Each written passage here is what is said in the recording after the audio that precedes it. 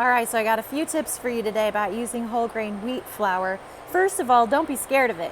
You may have had wheat before in bread or something like that and it wasn't the best, and so you've kind of developed this idea that whole wheat is going to make something dry or dense or heavy, and that's just not the case.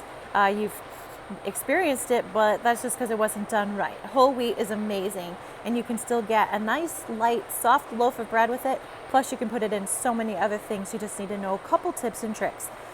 First of all, remember, a recipe is a guide. So it's super common for us to think we're going to go find a recipe, we're going to duplicate it exactly, and it's going to give us amazing results. Recipes are guides, that's it. You've experienced this because you know your grandma's best such and such recipe that you've tried to make, you may or may not be able to make like her.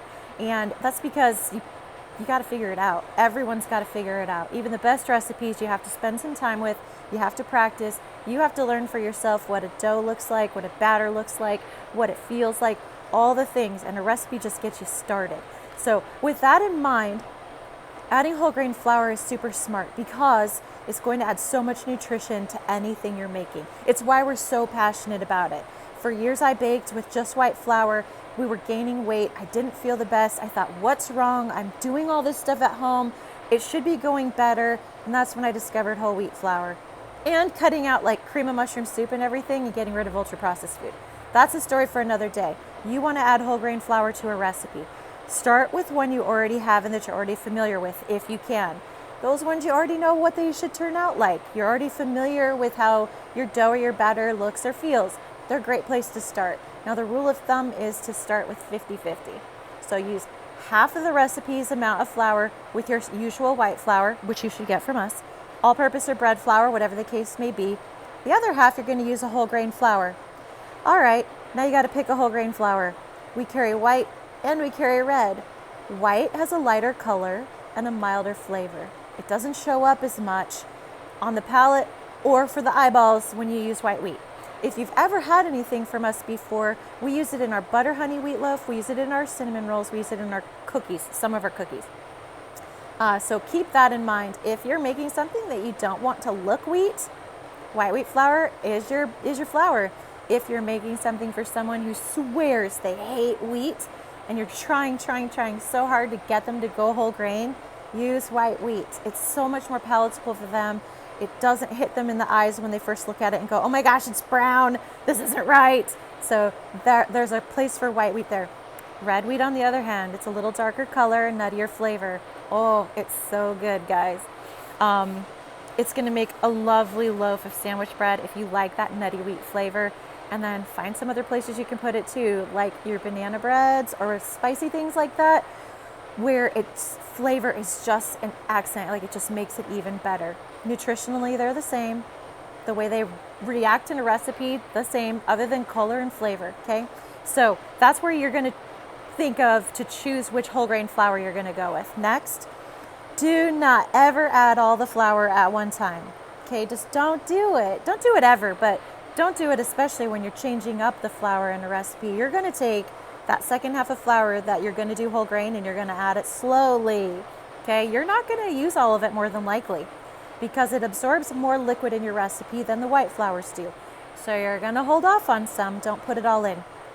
Again, that's a reason why you might start with a recipe you're already familiar with.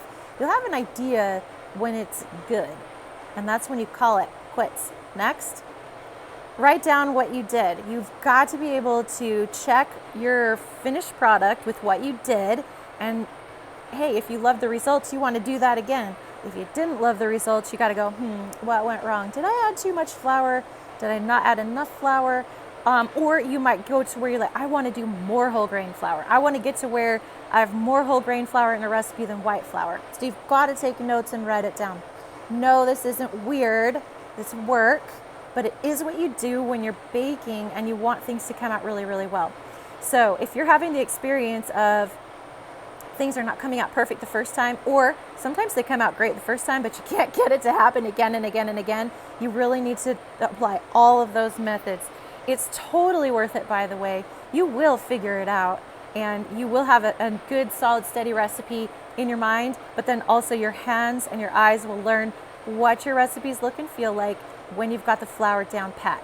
So again, just to recap, first off, start with a recipe you're already familiar with. That's the best way to go. Next, just do 50-50 on the flour. That means half the flour in that recipe is going to be a white flour. The other half is going to be a whole grain wheat flour. When you're choosing flour, keep in mind white wheat has a lighter color and a milder flavor. Red wheat has a darker color and a nuttier flavor. They both are great in different places. You're going to have to decide where you like them best. And then third, do not add all the flour at one time. Not on that second half, okay? Go ahead and add the white flour, but that second half, that wheat flour, you're going to add it slowly as you're kneading it. You're probably not going to add it all. One of the biggest mistakes people make in baking is they add too much flour. So don't do that. Have a wonderful time. If you have more questions, make sure you drop us a comment or shoot us a text at 480-980-0967. We love to chat with you. And please use whole grain flour. You're going to love how it makes you feel. You do not get bloated. It really gives you energy. You feel so much different when you're eating more whole grain. It is fantastic. You're going to love it. All right, we'll talk to you soon.